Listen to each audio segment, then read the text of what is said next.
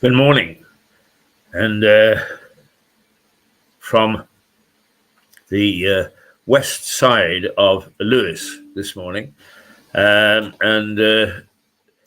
Mirador Television live, not from the White Hart. The reason being is that I unfortunately it got involved with the weather yesterday, and I'm afraid I tripped. Oh dear, oh dear, oh dear, oh dear. I tripped and I fell.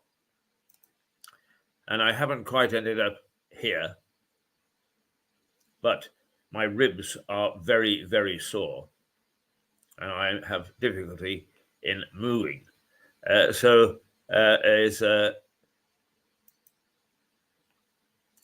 I am broadcasting from home, and it will be a truncated version this morning, but nonetheless, we have managed to bring something to you as Mirador Television, which normally broadcasts from the White Hart Hotel in Lewis, a very ancient coaching inn, still with the original timbers, and the home of, as it says, the cradle of American independence, because it's where Tom Paine, signatory to the Declaration of Independence, and the man who persuaded the colonists to break free from from Britain, as it was in those days, and he developed his thinking and his thoughts here or there in the White Hart. Normally, it's a delight going into work because I get the beams and the smiles from three lovely ladies, Sally, Jane, and Shannon, all looking after me, or making sure that I'm okay. Well, this morning I couldn't even make it there for them to make sure that I was okay. But what I can assure you is that if you want to drop in for a drink or a cup of coffee a little later in the day, there will be a roaring fire and a great welcome. They're a lovely, lovely crew. So I am one man this morning who, despite the fact that I'm aching like hell, is missing going into work. It's a wonderful place, the White Hart Hotel in Lewis. Don't miss it. It's creaking at the seams. It's very, very ancient. It's very, very old. But it has got a mystique about it that many other places do not have. Okay, I'm Keith Hayes, the Mouth, and I am going to take a little bit of time this morning to give some thoughts to the political situation. But I think, first of all, what we'll do is we will go through, as we normally do at this hour, the papers. I'm playing with the camera a little bit. There we go, so that you can see the top of my bald head. It's a little dark, but not too bad. And hopefully you can you can see me enough to know that is that I am all in one piece and not falling to pieces. Let's take a look at the newspapers. The Times, it starts off with foreign students face a ban from universities. And a variety of stories feature on Friday's front pages. And the Times reports that international students are expected to be the main target of efforts to reduce immigration, after it emerged that net migration hit a record 504,000 in the year to June. The Times says foreign students may be barred from coming to the UK unless they win a place at a top university. Now, there are dozens of smaller colleges and universities to which students come from all levels. And I do know for a fact that some come and they sign in on day one and they sign out on the day final. And you never see them in between. And it is a ruse to get into this country. And in the meantime, they go and serve behind bars, and they polish cars and so on and so forth. One cannot fault them for their endeavor, but they are doing it illegally. And it's one of those things that we need to take some account of.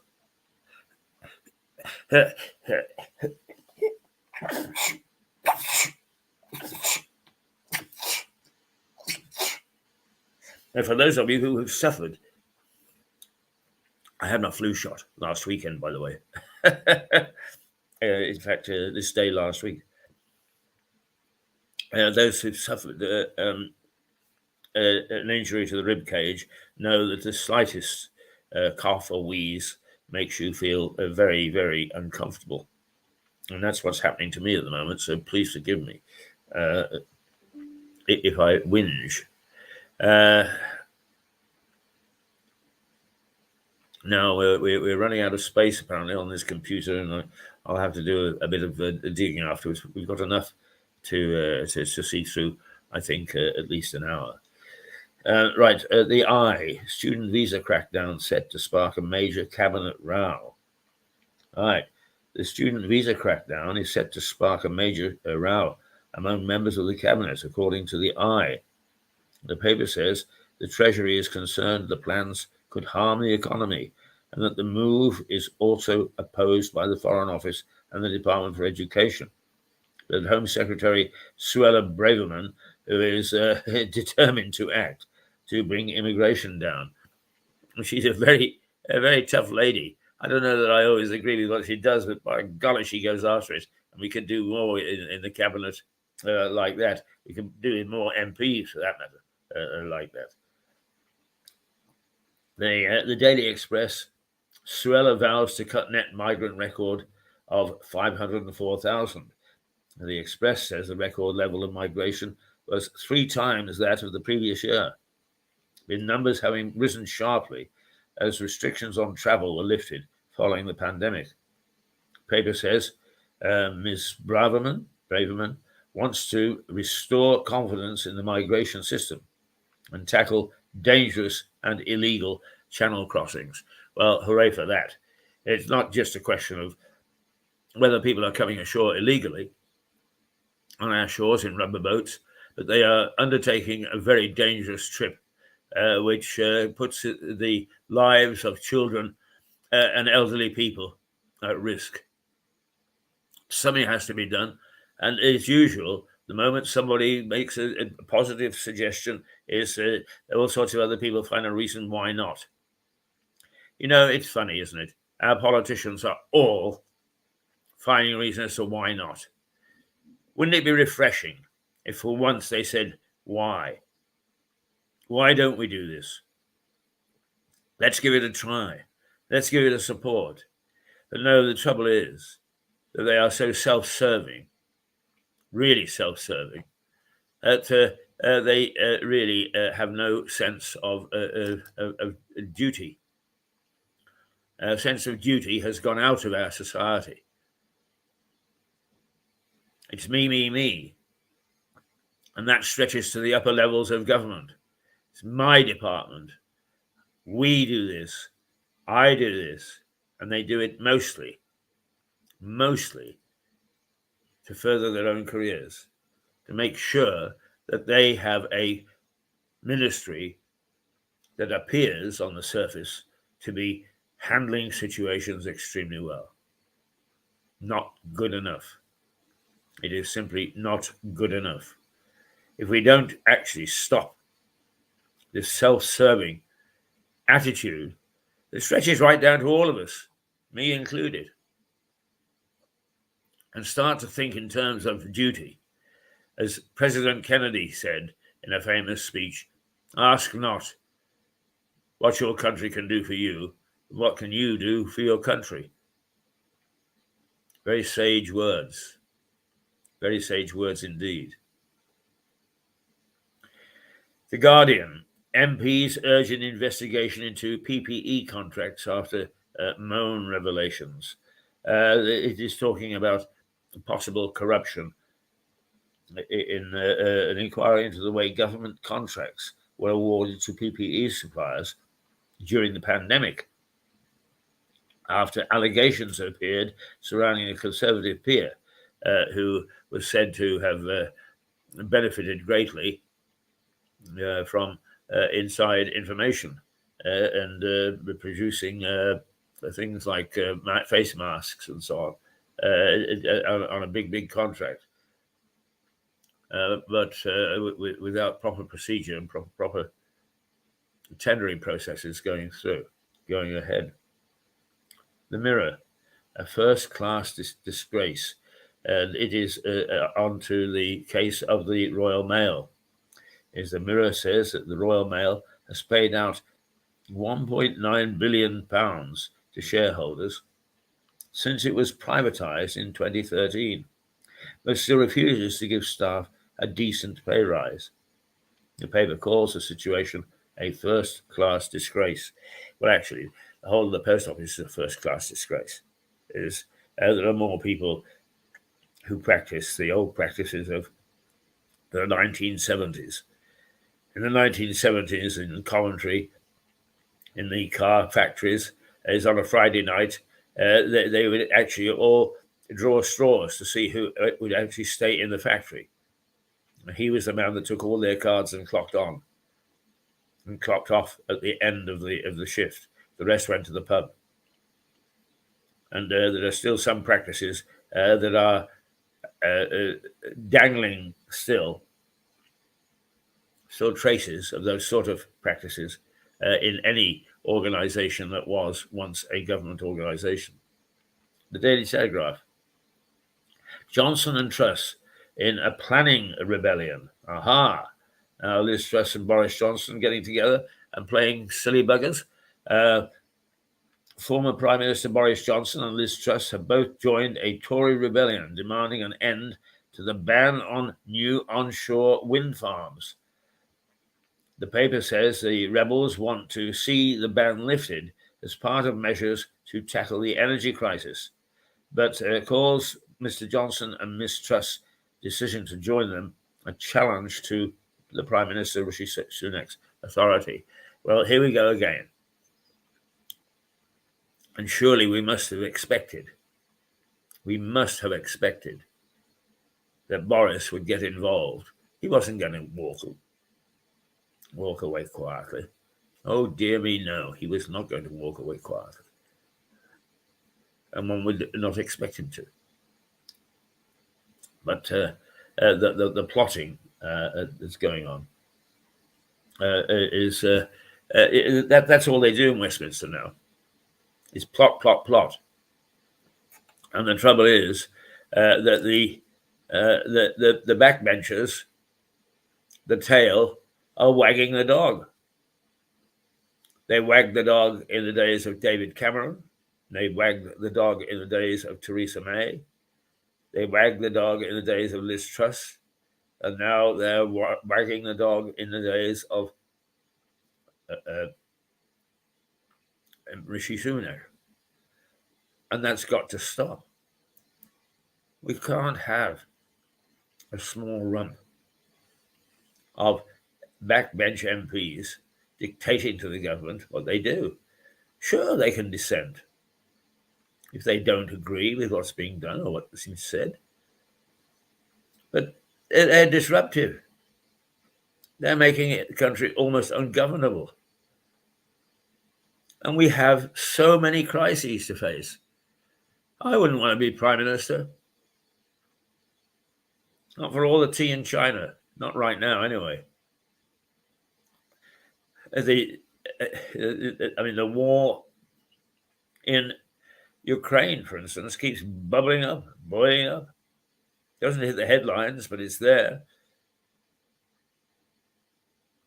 And the Ukrainians, despite the fact that they've put the Russians to flight in many areas, are now facing a winter without power. because the Russians have brought up their missiles and have hit their power centers. They do that to them. What can they do to us? What sort of dependence are we going to have on fuel? Well, that's an issue that needs to be addressed. And it needs to be addressed in public. But they all keep quiet about it. And what about the cost of living and energy costs and inflation and immigration and the NHS? All are issues that should be addressed by Parliament, by the government. And instead, there are plotting and stamping of little feet by the backbenchers. Tail wagging the dog. Oh, dearie, dearie me. The Daily Mail. GPs vote to shut doors at just 5 p.m. Apparently, the doctors are fighting back against the accusations and suggestions of reform of the last couple of days, and are saying that their hours are too long now. So they want the same as anybody else, 9 to 5. That's ridiculous. Why do they go into it? What absolutely astonishes me is that people deliberately set out for a career in an industry or a sector, and they know what the conditions are, and then immediately try to change them for the worse. I don't know why do they bother to? It's no sense of duty at all. No sense of duty. And until we get back as a nation having a sense of duty, of considering our neighbor, of considering the country, of considering the overall community, we don't stand a chance of getting back to any sort of civilized way of life. And the people that we should be showing the way, the MPs, no. They are too busy being the tail that wags the dog. And that has got to stop. Really has got to stop. World Cup is called World Sup in the Metro. And the England fans are expected to drink 30 million pints while watching the team play the United States this evening.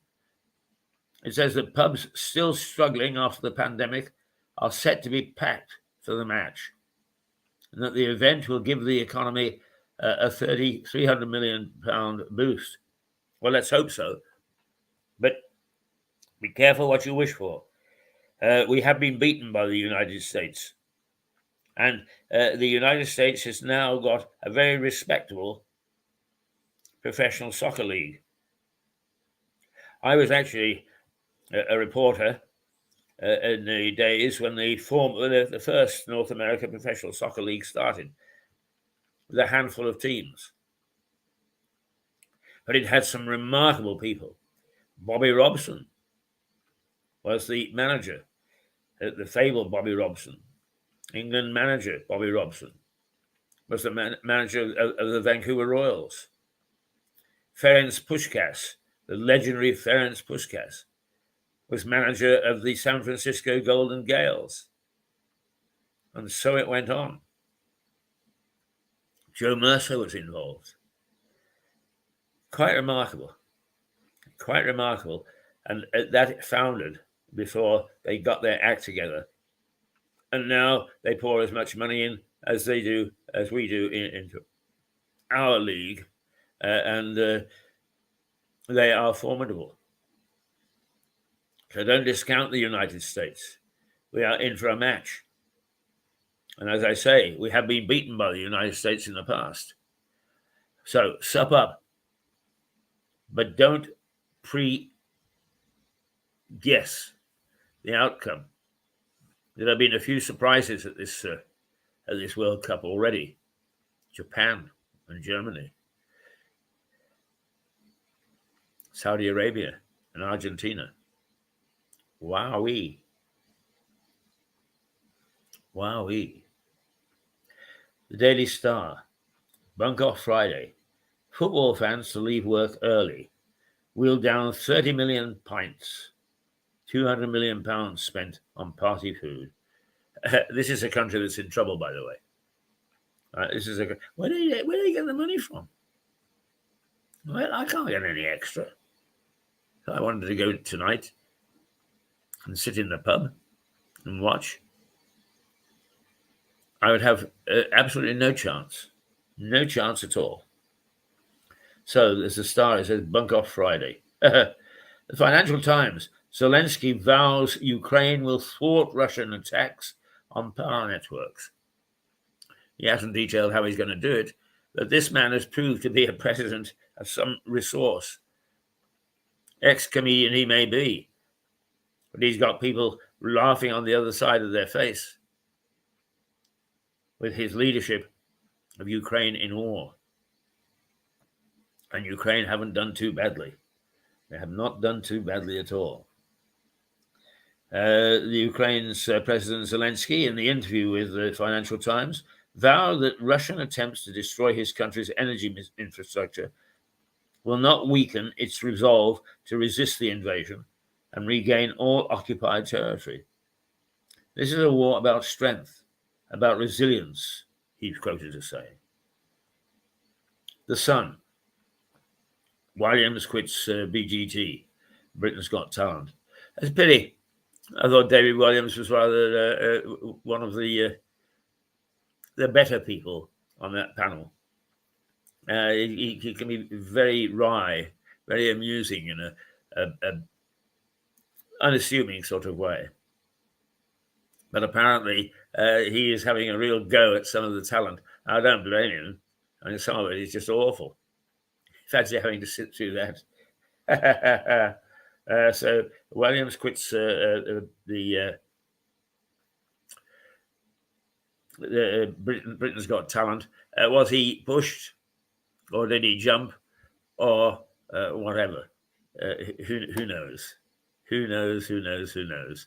Let's take a little trip down to Grange Park, which is our Potter's Wheel. Some people have said to me, well, what do you mean by the Potter's Wheel? Well, in the early days of television, way back in the 1950s, the BBC would make a program and not worry too much about its length. Sometimes it might be 30 minutes, sometimes it might be 34 minutes, sometimes it might be only 28. So they had to find a way, because there were no commercials and very little promotion. They had to find a way to link the programs. And they had various little snippets, little vignettes. One was London to Brighton in 4 minutes, with a camera put in the front cab of a train, showing it tear from Victoria down to Brighton in exactly that 4 minutes. But another was the Potter's Wheel, in which we saw a lump of clay twirling around on a wheel, and a pair of hands, nothing more than the hands, shaping this clay into a pot. And it was known as the Potter's Wheel. And it was a joiner, if you like, something just to link two pieces of their programs together. So let's go down. Let's go down to the park today. You're in for a wonderful surprise, and you are if you go down to Grange Park. It's a lovely, lovely park. Just take a look.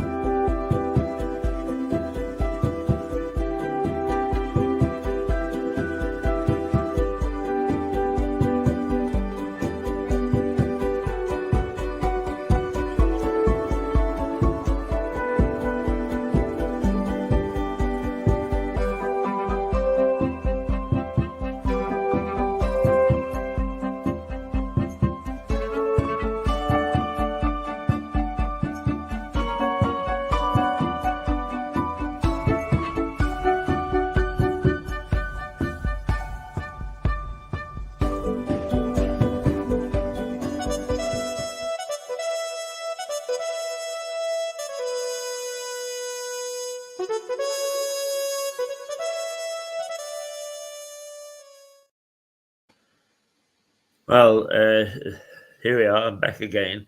The ache is no less in my left side, my ribs.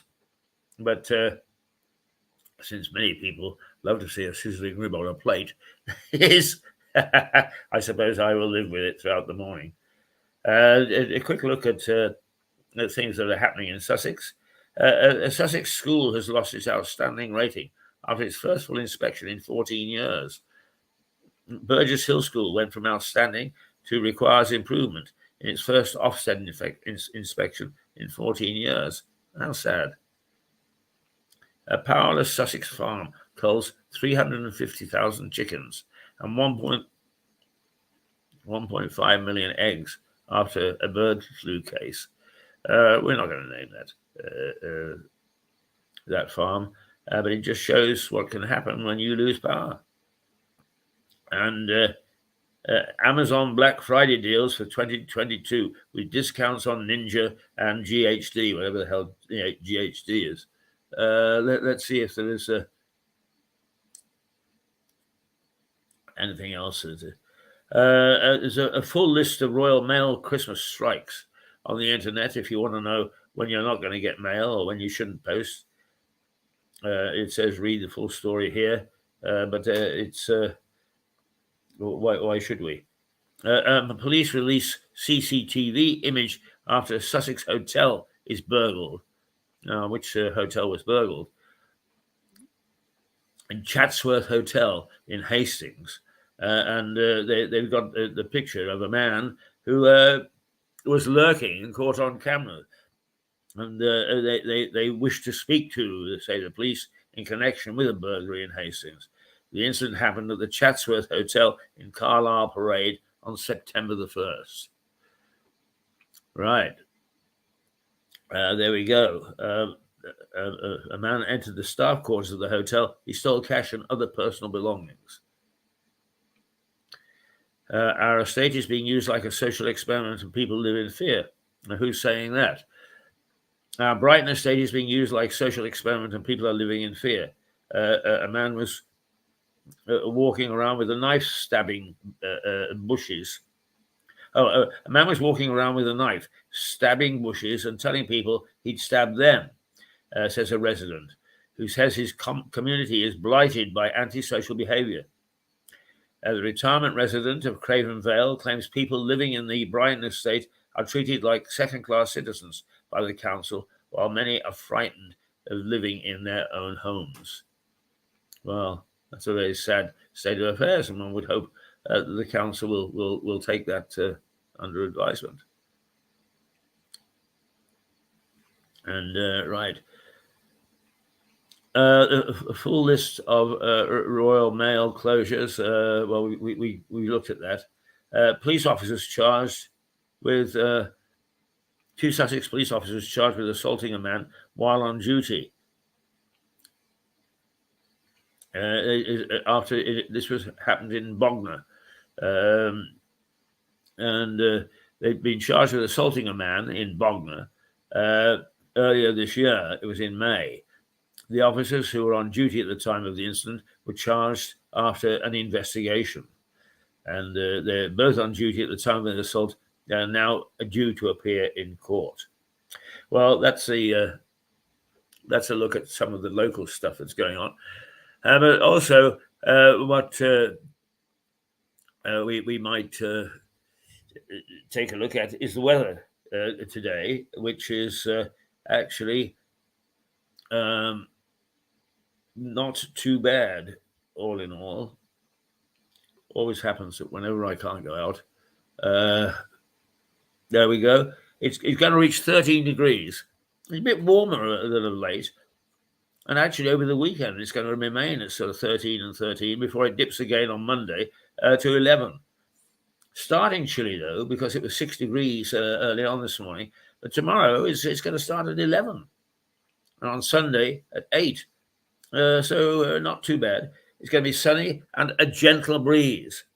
Now, I haven't got my hat on this morning and I haven't got my scarf on, mainly because I was so busy getting myself all tarted up, ready to to launch into an emergency type of broadcast, as it were, because I'm not able to get into our regular studio at the White Hart. Let's see. Have we? We've got these people who send in naughty photos of themselves. I suppose they think it's funny. No, it's not.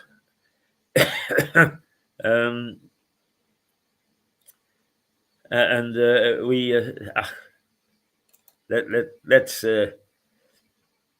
I like tweaking the tale of some people, and one of the ones that I really like tweaking is the energy companies, because they are not being at all sympathetic. They really are behaving like nasty, evil giants. And if those people who are wagging the dog, if those MPs and backbenchers were paying attention to their duties, these are the things that they should be highlighting. How the big boys, the banks, are just as bad. Problems with the customers.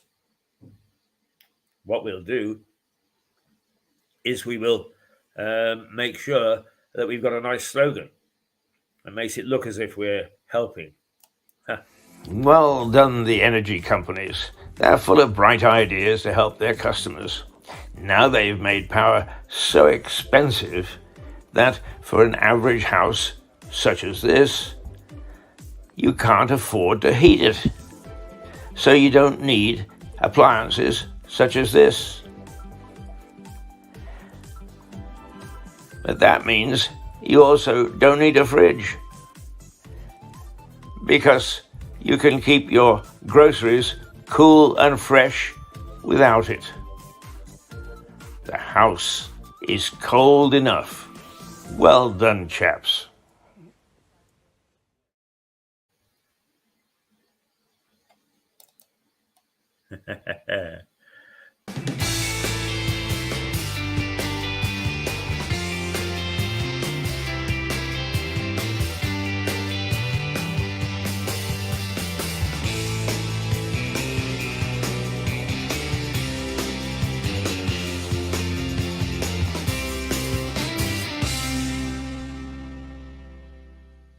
There you go. Now, I like Lewis, and I hope you like Lewis. Join me in just a little look at what this Lewis is that we keep on extolling. Here we go.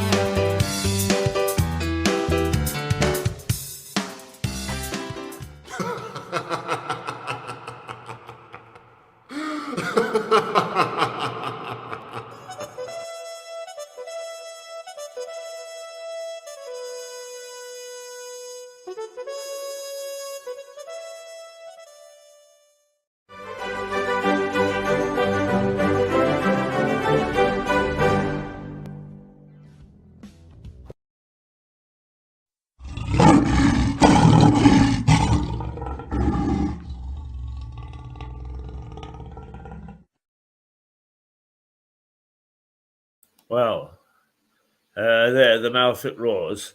And as I say, this will be a truncated version this morning because I really am feeling the effects of having taken a tumble. Is is oh dear, oh dear, oh dear. I do feel an idiot when I fall. But is it's partly my Parkinson's and partly that I'm always in a rush, always in a hurry, and I can't seem to calm myself down, and so this is the way I end up. Well, not quite that bad this morning, but nonetheless, I'm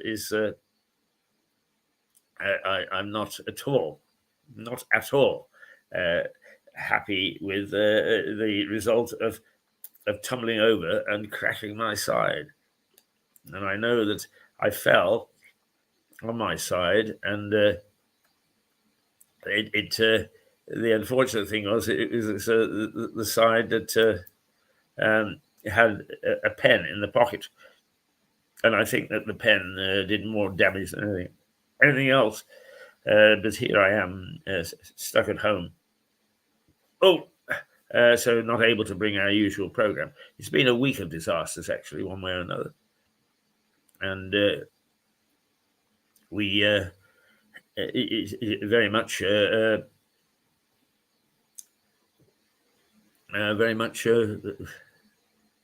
can expect. I think a few more between now and Christmas if things keep going on the way that they are, and I am particularly concerned because is at the moment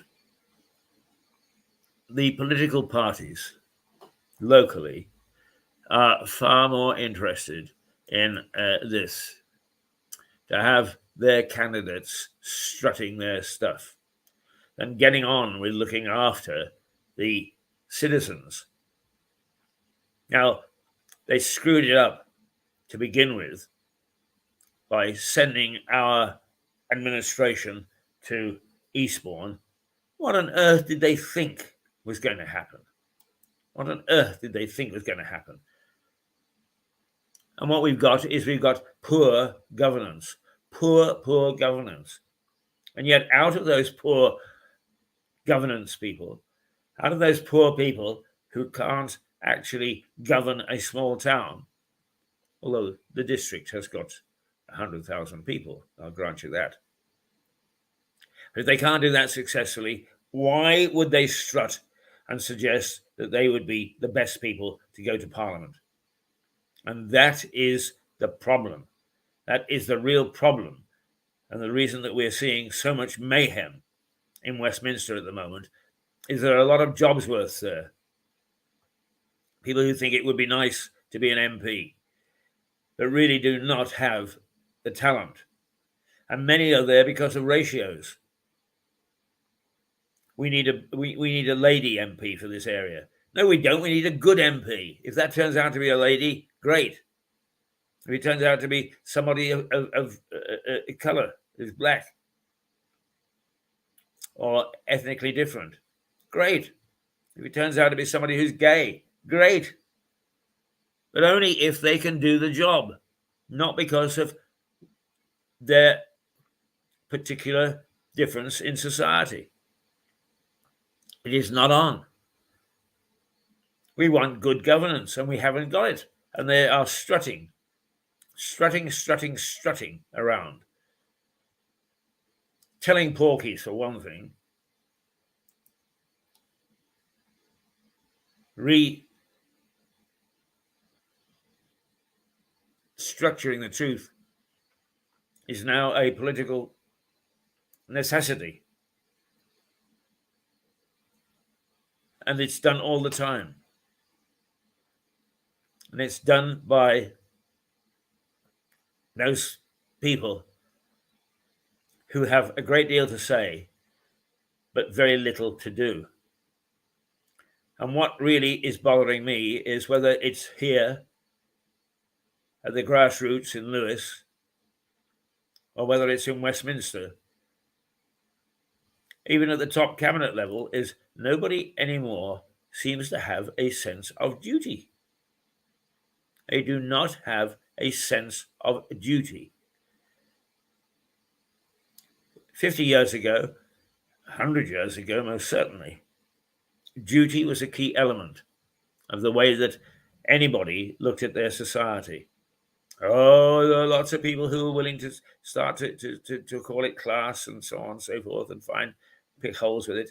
The fact of the matter is that right throughout society, there was a strong feeling of duty, a strong feeling of doing what was good for your country, what was good for your village, what was good for your town, what was good for your neighbor. Nowadays, we get nothing but self, self, self.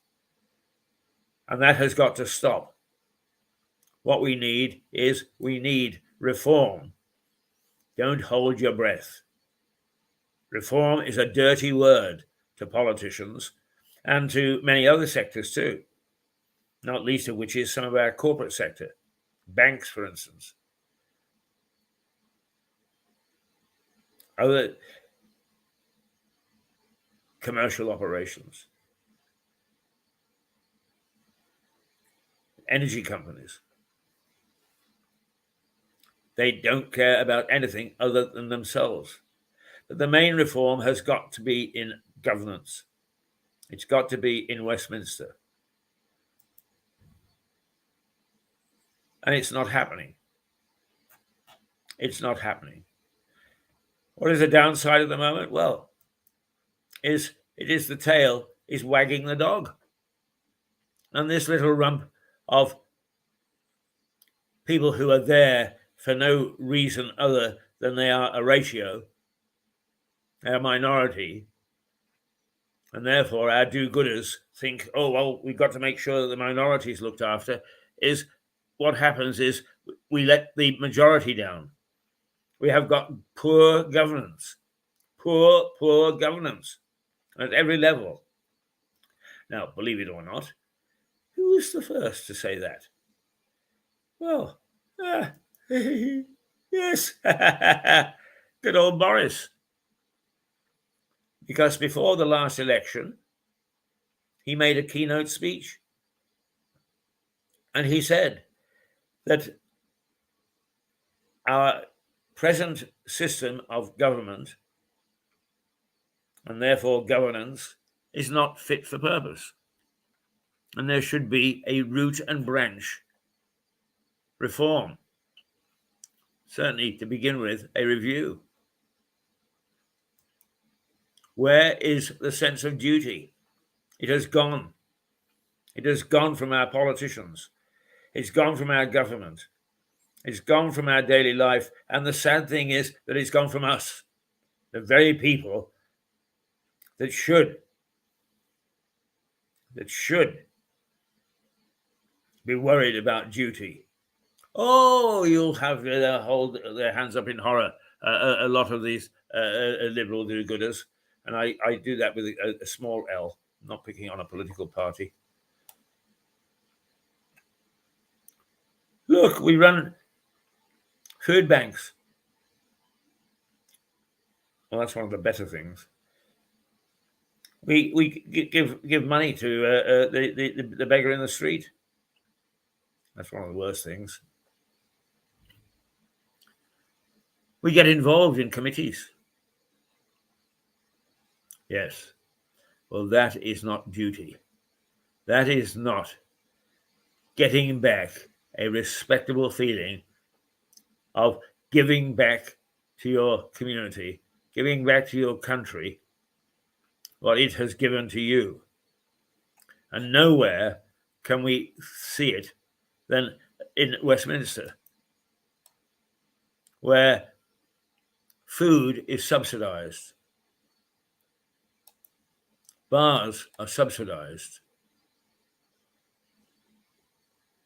MPs get a whole raft of expenses which the rest of us would drool about.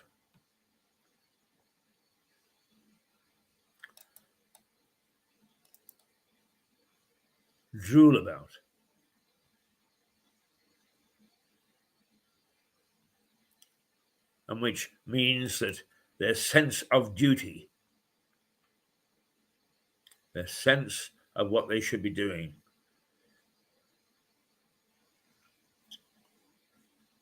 has been lost. And that much of what they do is self-serving. And that's why we have unstable government at the moment. Unstable governance, which we've had almost since the time of David Cameron. And that's a good 7 or 8 years. We've lost it. We've lost the idea of trying to do what's good for our community rather than what's good for ourselves. The one can lead to the other. There's no shame in that. But it should start off with love thy neighbour. This isn't a political rant, but rather more, the late John F. Kennedy said, ask not what your country can do for you, but what you can do for your country. And that is coming a very poor second, if it's coming second at all.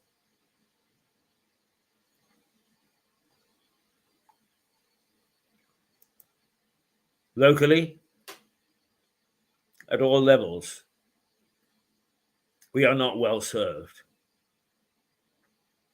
Root and branch, you can take a look at what happens on the local council, not least of which is we have an executive which is out of control. And the people who profess to be the best people to represent us in Westminster are the very people that aren't doing much to actually rectify that situation and actually easily have the wool pulled over their eyes. Committees formed to keep an eye on what the executive are doing get fooled almost daily and often don't meet. And in some instances, some members don't even know that they're supposed to be a member of it. That does us no good whatsoever. Personally, I think that one of the big mistakes that is made is that politics enters into local politics or local governance. We should have people stand on the merits of themselves and not of political parties. Oh yes, alliances will be formed, but they would be formed amongst people of worth and not those people who slavishly support, whether it's the Conservatives, Liberal Democrats, the Greens, or any of the other smaller parties that profess to be working on our behalf. They're not. And it is shameful. But reform? Certainly not. You can't expect us to support reform. Things are too good. Gosh, we work harder than anybody else, so we need these perks. First of all, I can see no reason why expenses dished out to MPs shouldn't be subject to the same rules and regulations the rest of us are through HMRC. Let them stand up and be judged on that standard, not their own parliamentary standard. Secondly, let's get rid of political parties at a local level. Those are two reforms which we could easily do. Easily do. Will we? No. And will there be any thirst for it? Any appetite for it? No. Because we prefer to be badly governed and then complain that our bills for heating are too high. And then we have somebody to blame. Well, the people that we're blaming are the people that we put there in the first place and that we do not make any demands on. We've got to get back that communal sense of duty. We've got to demand reform and real reform. We've got to stop the tail wagging the dog in Westminster. Otherwise, we'll have another 10 prime ministers before the next election, and that's only a year away. Not good enough. It is not good enough.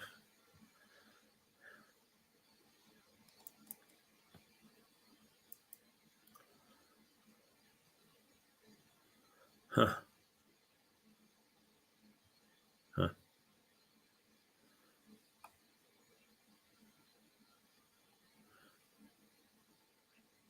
My sides are aching. My sides are aching because I get excited about what should be happening and what isn't.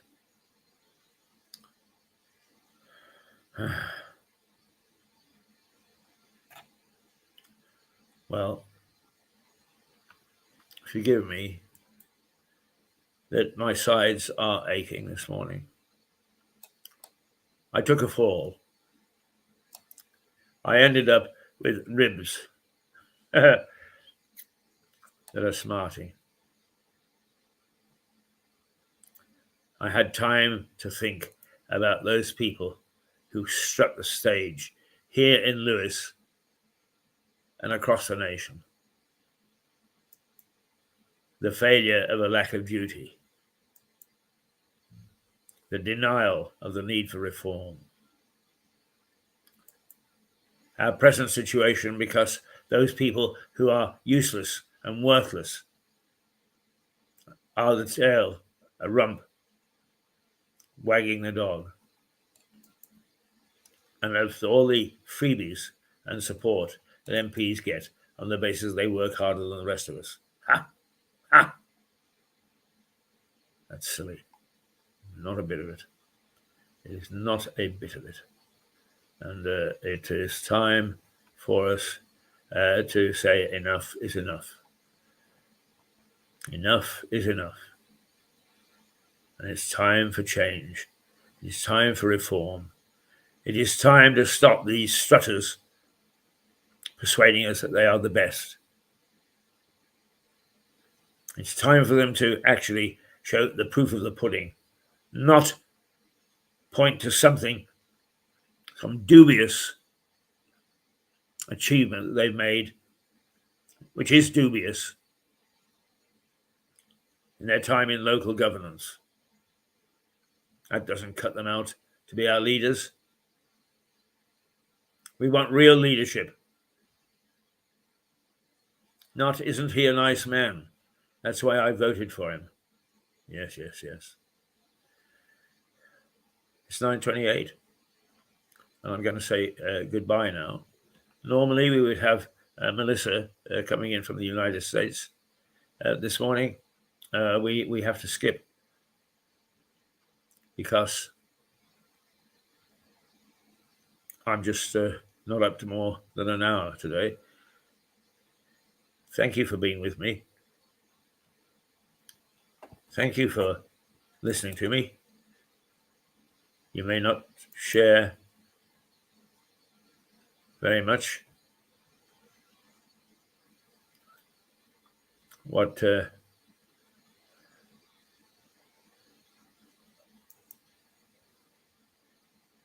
I've propounded this morning, but just think about it. Don't take it for granted, because it's time for the mouse that roared. And we mice are ready to roar.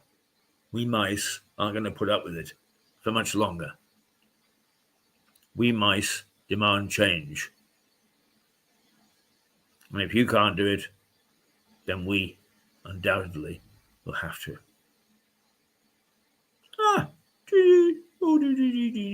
Ah, right, all right. Let's say toodle pip, toodle pip.